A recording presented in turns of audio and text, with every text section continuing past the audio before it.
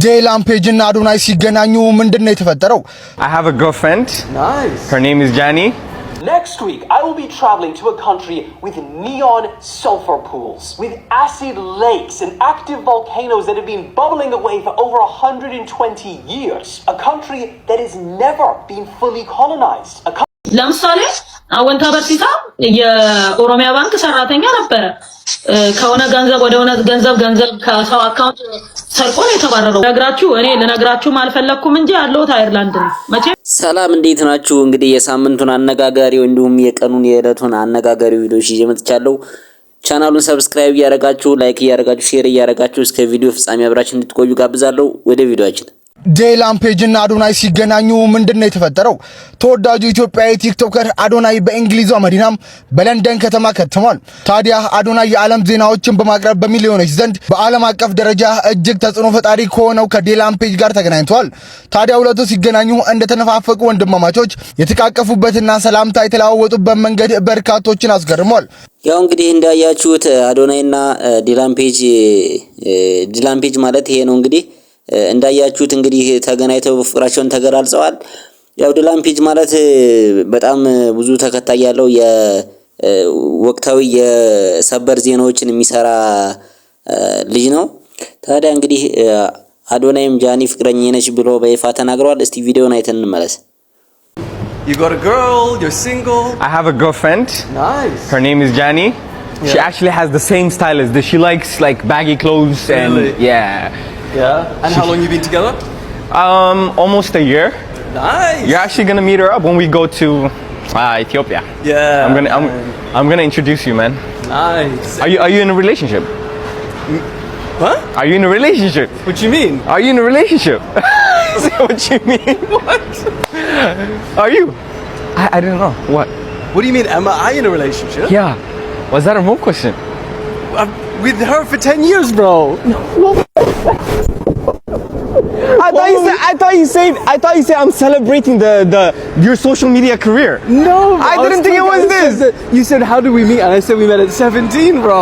This guy's not even listening. Maddie, I thought you were no. I didn't think she was your girlfriend, but I thought she was by your side. You know, like this person. We've been together for almost 10 years. Oh, Maddie, give me a hug, Maddie. Oh, I didn't know. Sorry. I swear to you, I didn't know. I swear to you. I'm confused. London, come on, wake me up. Yeah. Wake me up. Jet lag, bro. I think he's jet lag. I'm actually having a headache, you know. Oh, really? Yeah. It must be a bad headache. ያው እንግዲህ ዴላም ፔጅም ፍቅረኛ አለው ወይ ብሎ ሲጠይቀው የአዶናይ መልስ እንግዲህ አዎ ገርል ፍሬንድ አለኝ ኦሬዲ 1 አመት ሆኖናል ስሟ ጃኒ ይባላልና ባጊ ስታይል ያላት ልጅ ናት ምናምን ብሏል። ያው እንግዲህ ምን ትላላችሁ እናንተስ? የሆነ ሰዓት ላይ ምናምን ተጣልተው ነበር ምናምን ብቻ ብዙ ነገር አይተን ነበር። እስቲ ምን ትላላችሁ ሐሳብ ላይ?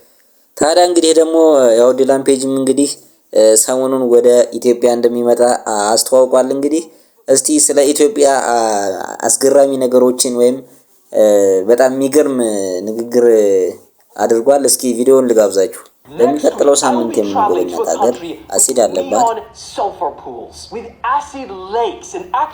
ከ120 ዓመት በላይ ቮልካኖ የፈነዳባት ሀገሪቱ በፍጹም አልተገዛችም።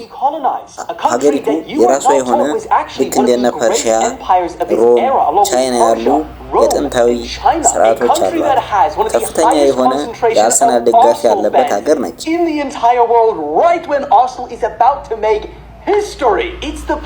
የሰው ዘር መገኛ ነች። የቡና መፍለቂያም ነች። ሀገሪቱ ገና 2018 ዓመተ ምህረት ላይ ነች። ምክንያቱም በአንድ ዓመት 13 ወር ስላላት የዱር እንስሳቶችም ሰዎችን ምንም ሳያጠቁ ከሰዎች ጋር በነፃነት ይመገባሉ።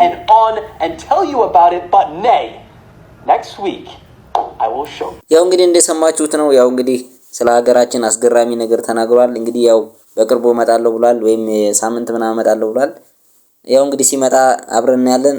ሌላኛው መረጃችን ደግሞ እንግዲህ ያው በረከት ገበሬዋ ከሰሞኑን በጣም አነጋጋሪ የነበረው ጉዳይ የሷ ነበረ። እንግዲህ ሁሉን ነገር ትታ እንግዲህ ወደ አየርላንድ ሄጃለሁ ብላለች። እንግዲህ እስቲ ቪዲዮ ልጋብዛችሁና አብረን ለምንድን ነው የምጋፈጠው? ለምንድን ነው ደሜ ደመ ከልብ የሚሆነው? ለምን እኔ ልጆች እናት ነኝ እኮ ንብረቴ ለምን አፈርድሜ አይበላም? ለምን ገደል አይገባም? ከንብረቴ ጋር አይደለም ጉዳይ። በነገራችን ላይ ግልጽ ብነግራችሁ እኔ ልነግራችሁም አልፈለኩም እንጂ ያለሁት አየርላንድ ነው። መቼም ይታያችኋል ማታ ሆኖ እኔ ቀን ነኝ። እኔ አየርላንድ ውስጥ ነኝ ያለሁት። በስነ ስርዓት ደግሞ ቪዲዮ ለቅላችኋለሁኝ። ነገር ወዲያ ከመባባል ለምን ደብሊን ቀጥ ብዬ አልመጣም ብዬ ወደ ደብሊን መጥቻለሁ። ውጪ ማይ ከፈለጋችሁ ደግሞ አስከልማችኋለሁ። በነገር ታዲያ ምን አጨቃጨቀሽ? እንደዚህ አይነት አየር ያለበት ዝም ብለሽ አየርላንድ ነኝ ያለሁት። ባለፈው ኢትዮጵያ ነበር። ባይዘወይ እንዴት ናችሁ? ደህና ናችሁ? ያው እንግዲህ እንደሰማችኋት ነው። ለምን ንብረቴ ገደል አይገባም ብላ አየርላንድ ገብታለች። እንግዲህ እስቲ ምን አሳባላችሁ እናንተስ በዚህ ጉዳይ ላይ? ያው እንግዲህ ይሄን ሁሉ መረጃ ያጋለጠባቸው ይሄ አሁን ታበርሲሳ የሚባለው ሰውዬ ነበረ። እሷም እንግዲህ ስለዚህ አስገራሚ የሆነ ሚስጥር አውጥታለች። እስቲ ቪዲዮ ልጋብዛችሁና ለምሳሌ አሁን ታበርሲሳ የኦሮሚያ ባንክ ሰራተኛ ነበረ። ከሆነ ገንዘብ ወደ ሆነ ገንዘብ ከሰው አካውንት ሰርቆ ነው የተባረረው። የትኛውም የፋይናንስ ስርዓት ውስጥ እንዳይቀጠር የተደረገ ሰው ነው። የትኛውም የፋይናንስ ስርዓት ውስጥ ኢትዮጵያ ውስጥ በብሔራዊ ባንክ ደረጃ በቃ ባንድ ከተደረጉ ሰዎች መካከል አንዱ ነው። ልቀጠር ቢልም አይቀጠርም። ብቸኛ የገቢ ምንጩ የሶሻል ሚዲያ ነው። በነገራችን ላይ እንደኔና እንዳንተ ትልቅ ቢዝነስ ያለው ሰርቶ መብላት የሚችል ሰው እንዳይመስልህ። ገባ? አብዛኞቹ ሶሻል ሚዲያ ላይ ያሉ ሰዎች ሰርቶ መብላት አይችሉም። ልትፈርድባቸውም አይገባም። ምክንያቱም ምን ሰርቶ ይበላሉ? ለምሳሌ ሰው የፋይናንስ ስርዓት ውስጥ ተቀጥሮ መብላት አይችልም። ምክንያቱም ያጠፋው ጥፋት አለ። አይቀጠርም፣ አይሰራም። ተባሮ ነው የወጣው። አንድ በል ቀጥሎ ደግሞ የቀን ስራ ሰርቼ ልብላ ብትል እንዳየኸው ሱሰኛ ነው። አቅም የሌለው ሰው ነው። እንደው ተሸክሞ ለመብላትም አቅምኛ ጋውን መጥቶ አካፋ ይዞ ውሃ ምናምን እንደኛ እንኳን ቆፍሮ ምናምን ልብላ ቢልም አቅም ይጠይቃል። የቀን ስራም ለመስራት የተለየ ጥበብ የተለየ እውቀት ያለው ሰው አይደለም። እና ያለው ብቸኛ አማራጩ ምንድነው? የኢትዮጵያ ሕዝብ አምኖኛል፣ እንደፈለኩ ባወራ ህዝቡ ያምነኛል፣ እንደፈለኩ ባደርግ ያምነኛል ብሎ ስላመነ እንደ ልቡ ያወራል። ገባው? እንግዲህ የዛሬዎቹ ቪዲዮዎች እነኚህ ነበሩ። ፕሊዝ ሰብስክራይብ አድርጉ። 10000 ሰብስክራይበር እስከምንሞላ 10000 ሰብስክራይበር ስንሞላ እኔ በኖርማል ቪዲዮ በደንብ እሰራለሁና ፕሊዝ በቃ ሰብስክራይብ አድርጉ። ፕሊዝ ላይክ አድርጉ በቃ